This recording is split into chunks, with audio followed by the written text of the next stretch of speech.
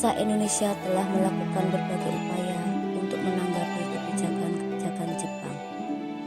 Propaganda Jepang sama sekali tidak mempengaruhi para tokoh perjuangan untuk percaya begitu saja.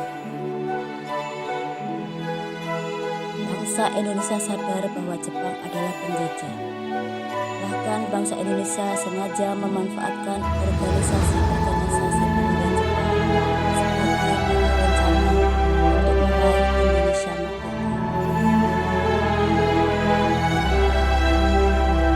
Tokoh-tokoh pemimpin Jepang seperti Soekarno, Muhammad Hatta, Raja Dewantara, Mas Mansur memanfaatkan putra sebagai sarana komunikasi pemerintahan.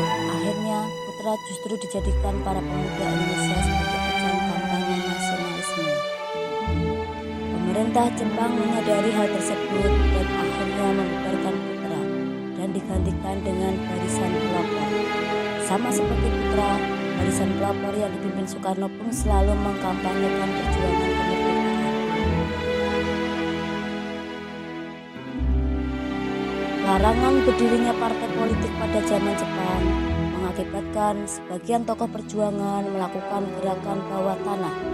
Gerakan bawah tanah merupakan perjuangan melalui kegiatan-kegiatan tidak resmi tanpa sepengetahuan Jepang atau gerakan sembunyi-sembunyi. Adapun tokoh gerakan bawah tanah diantaranya adalah tokoh-tokoh yang termasuk dalam garis pergerakan bawah tanah seperti Sultan Syahrir, Ahmad Subarjo, Soekarni, Maramis, Bintana, Hairil Saleh, dan Amir Syarifuddin. Mereka terus memantau perang Pasifik melalui radio-radio bawah tanah. Pada saat itu Jepang melarang bangsa Indonesia memiliki pesawat komunikasi. Kelompok bawah tanah inilah yang sering disebut sebagai golongan radikal atau keras, karena mereka tidak punya kompromi dengan Jepang.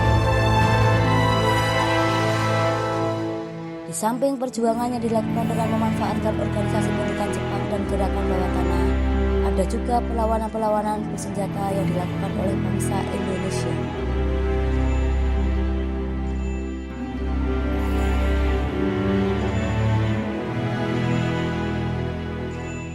Perlawanan bersenjata rakyat Aceh dipimpin oleh Tengku Abdul Jalil, seorang ulama dari Coteng Aceh, menentang peraturan-peraturan Jepang.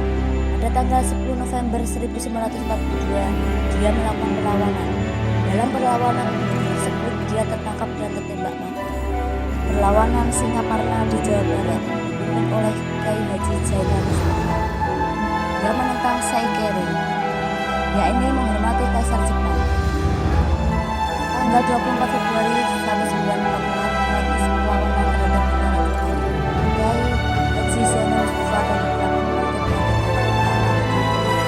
perlawanan Indramayu, Jawa Barat. Para petani yang dipimpin oleh Haji Madrian menolak menanam padi yang terlalu tinggi.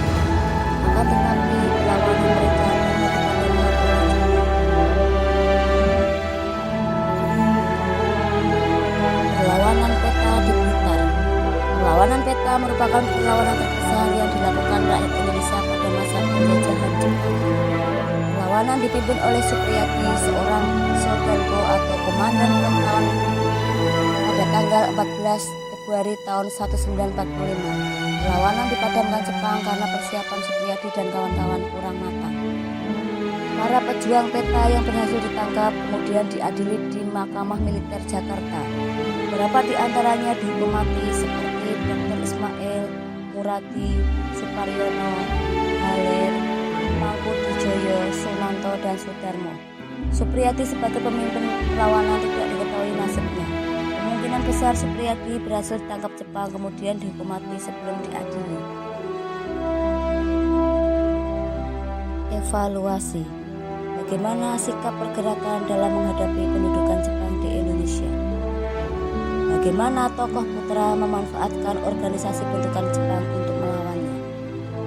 Jelaskan yang dimaksud dengan gerakan bawah tanah beserta tokohnya. Jelaskan perlawanan bersenjata yang terjadi pada masa pendudukan Jepang.